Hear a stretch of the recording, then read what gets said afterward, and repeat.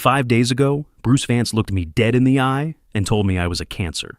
Not a mistake, not a disappointment. A cancer eating away at his daughter's potential. He slid a check across his mahogany desk. It was for $200,000. Sign the divorce papers, take the cash, and disappear, Nick. Or I make sure Kate loses her medical license. I know people on the board. Don't test me. I did not take the check. I did not say a word. I just stood up, walked out of his office, and went back to my garage to finish sanding the rust off a 1969 Charger. But tonight is the deadline. And we are standing in the grand ballroom of the Ritz-Carlton for the Vance Logistics 40th Anniversary Gala. The room smells of expensive perfume, desperation, and shrimp cocktails that cost more than my first car. Bruce is on the stage, holding a microphone like it is a weapon. He is wearing a tuxedo that costs $6,000, his silver hair perfectly coiffed, that fake, shark-like smile plastered on his face. He locks eyes with me from across the room. He thinks he has won. He thinks I am here to surrender. He thinks the sweat on my forehead is fear. It isn't fear. It is the anticipation of watching a god bleed.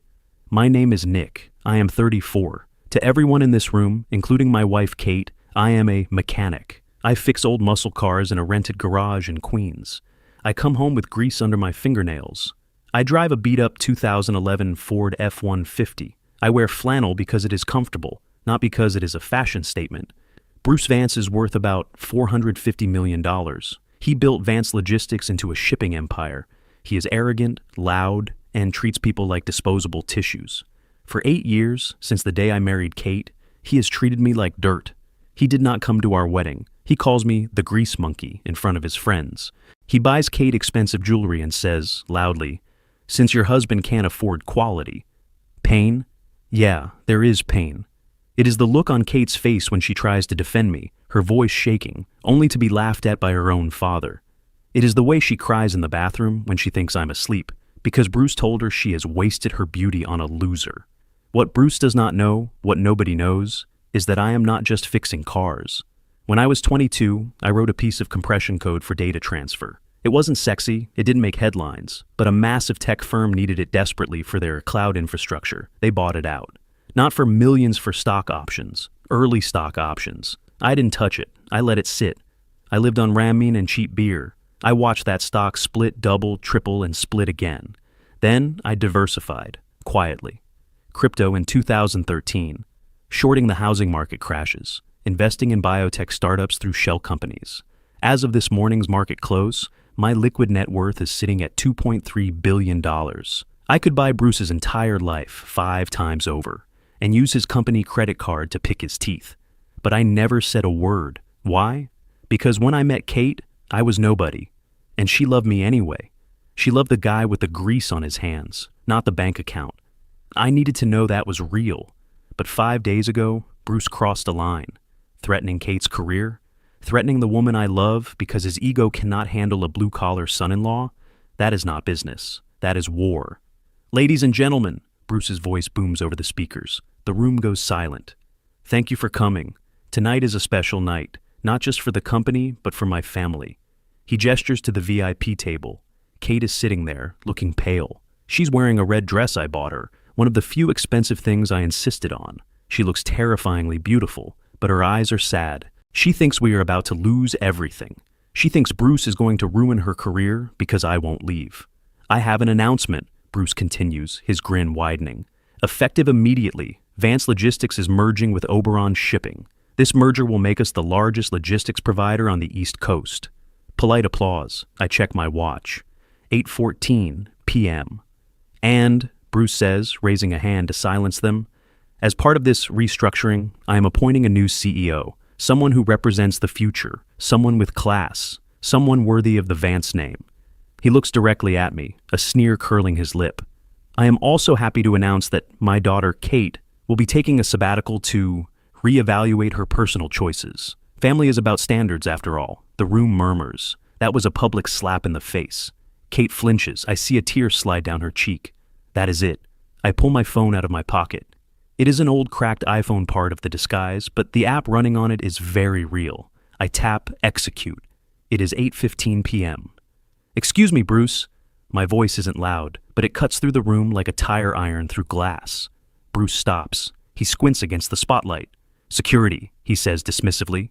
"Remove the trash." Two beefy guys in suits start moving toward me. Kate stands up, panicked. "Nick, don't! Just go!" I don't move. I don't look at the security guards. I look at the board of directors sitting at the front table, specifically at Passingham, the CFO. "Passingham," I say, stepping into the aisle. "Check your email." Passingham, a fat man with a comb-over, looks confused. He glances at Bruce, then pulls out his phone. "Get him out of here!" Bruce screams. His face is turning that ugly shade of purple. "Now! Wait!" Passingham yells. His voice is a squeak of terror. He stands up so fast his chair tips over. "Wait! Bruce, stop!" The security guards hesitate. "What is wrong with you?" Bruce snaps at his CFO. "The merger," Passingham stammers, staring at his phone screen. It didn't go through." "What are you talking about? We signed the intent yesterday." "The majority shareholder blocked it," Passingham says. He looks like he's going to throw up. Bruce laughs, a nervous barking sound.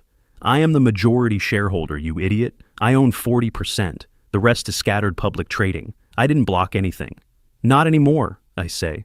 I am walking toward the stage now. The crowd parts for me. It is funny how people instinctively move out of the way when you walk with absolute certainty. "Who let this mechanic speak?" Bruce yells. "You think you know business, boy? You change oil for a living." "Actually, Bruce, I haven't charged for an oil change in 6 years. I just like working on Mustangs." I stop at the foot of the stage. "And you don't own 40%. You did, but you leveraged 15% of your personal stake last year to cover those gambling debts in Vegas, didn't you? And another 10% to fund that failed expansion in Miami." Bruce freezes. The color drains from his face. "That is private information." "It was, until the bank called in the notes this morning. You defaulted, Bruce. You missed the restructuring deadline by 4 hours. I have an extension," Bruce stammers. "I spoke to the bank." "You spoke to the loan officer," I correct him. "But the loan officer doesn't own the debt anymore. Centurion Holdings bought your debt package 3 days ago, and Centurion Holdings exercised the right to convert that debt into equity immediately upon default, as of 5 p.m. today." Bruce is trembling. "Who is Centurion Holdings?" I take a step up the stairs. The microphone is right there. "You really should do better background checks on the people you insult, Bruce." I turn to the screen behind him, the massive projection screen showing the Vance Logistics logo. I tap my phone one more time. The logo flickers and changes. It is replaced by a simple stark document. A breakdown of shareholder ownership. Vance Logistics ownership. Public float, 35%. Bruce Vance, 15%. Centurion Holdings, LLC, 50%. "I am Centurion Holdings," I say. The silence is heavy. It is thick. You could choke on it. Kate is staring at me. Her mouth is slightly open. She looks like she is seeing a ghost.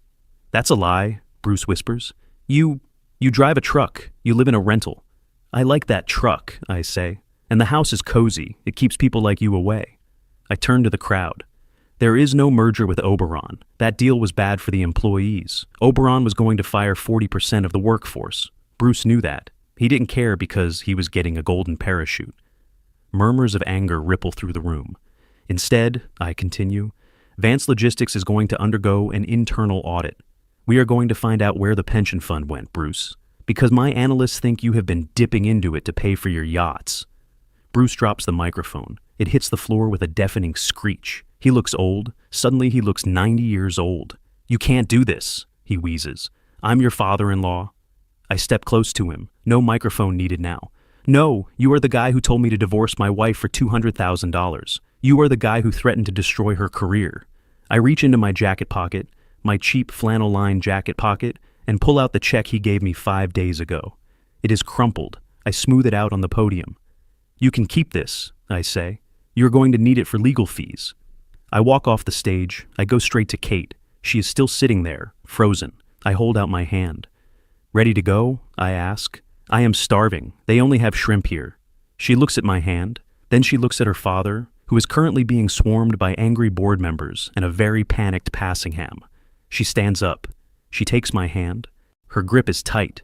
"Let's get burgers," she says. We walk out. The valet brings my F-150 around. It rattles a bit when I start it. The muffler is loose. I really need to fix that this weekend. We drive in silence for about 10 minutes, heading away from the city lights, back towards Queens. 2.3 billion? Kate asks quietly, staring out the window. Give or take, market was volatile today. And you let me clip coupons for tuna cans. Hey, you make a great tuna casserole. She turns to look at me. The streetlights flash across her face. She isn't mad. She is grinning. A wild, shocked, hysterical grin. You bought his debt? Every cent? Is he fired? He's going to be lucky if he stays out of jail. The pension thing wasn't a bluff. He has been skimming for years. Kate laughs. It starts as a giggle and turns into a full roar of laughter. She is laughing so hard she is crying. She leans over the center console and kisses my cheek. It smells like cheap cologne and old leather. I love you, she says. I know, I say. That's why I did it. We stop at a diner on 21st Street. We eat greasy cheeseburgers and share a milkshake. It is the best meal I have had in years. The next morning, my phone blows up. Every news outlet in New York is running the story. Mechanic billionaire ousts tycoon. It is a circus. I am in the garage, under the Charger. Nick, Kate calls from the doorway. There are 3 news vans on the lawn. Tell them to get off the grass, I yell back. I just seeded that. She comes into the garage. She is wearing my oversized t-shirt and holding a cup of coffee. She looks happy, happier than I have seen her in a decade. My dad called, she says. I slide out from under the car, wiping grease on a rag. Yeah? What did he want? He wants to know if he can keep the company car. I laugh. The Bentley? Yeah. No, tell him I'm towing it. I need the parts. Kate sits on the workbench, swinging her legs. So, what now? Do we buy a mansion, a private jet? Do we move to Monaco? I look around the garage. It is dusty. It smells like oil and gasoline. My tools are scattered on the pegboard. This is my church. This is where I make sense. Do you want to move to Monaco? I ask. She shakes her head. I like our neighbors. Mrs. Higgins makes me cookies. Exactly. But maybe we could fix the roof, she suggests. It leaks when it rains hard. I will hire a guy, I say. I can afford a really good guy now. You are a really good guy, she says softly. Life didn't change much after that, believe it or not. We stayed in Queens. I still fix cars, though now I only take the projects I really like. Kate quit the hospital that Bruce had influence over and opened a free clinic in the Bronx. I fund it. It loses money every month, and it is the best investment I have ever made. Bruce, he didn't go to jail, mostly because Kate asked me not to press the hardest charges, but he is ruined. He lives in a condo in Florida now, living off a small pension that I approve personally every month. He sends me emails sometimes, giving me business advice.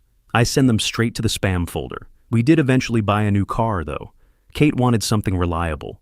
We bought a Toyota, but sometimes, late at night, when the house is quiet and the world feels far away, I pull up my portfolio on that old laptop. I watch the numbers tick up. 2.4, 2.5. It is just a score in a video game now. It doesn't mean anything. The only thing that matters is the woman sleeping in the next room.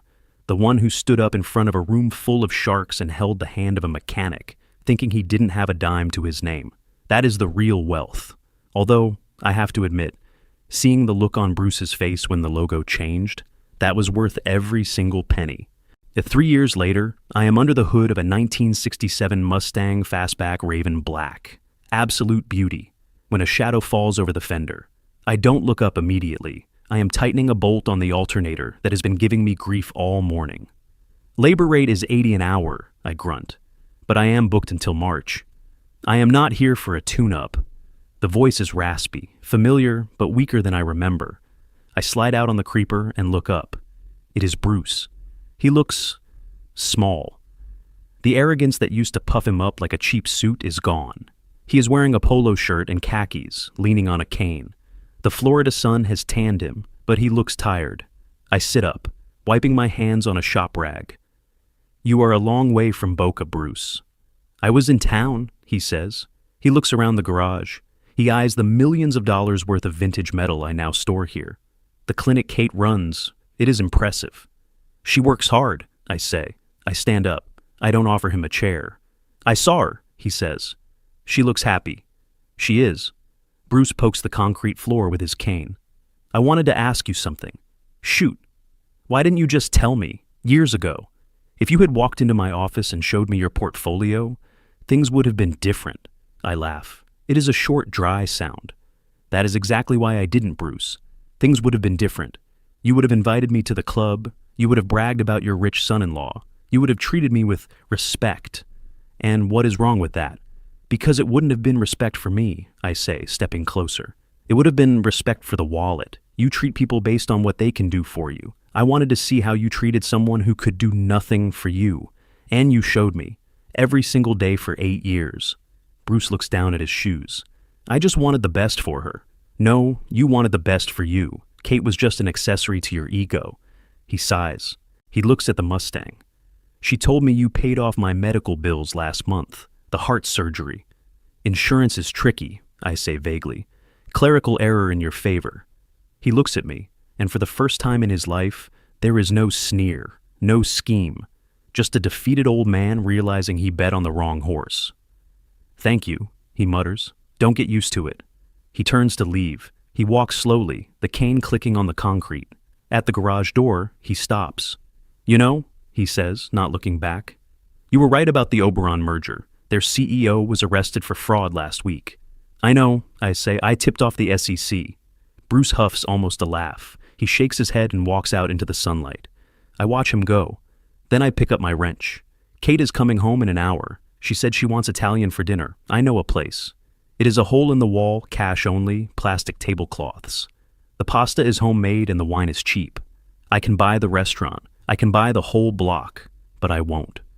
Because the best things in life, the things that actually matter, you cannot buy them. You have to build them. Ideally, with your own 2 hands and a little bit of grease. I slide back under the Mustang.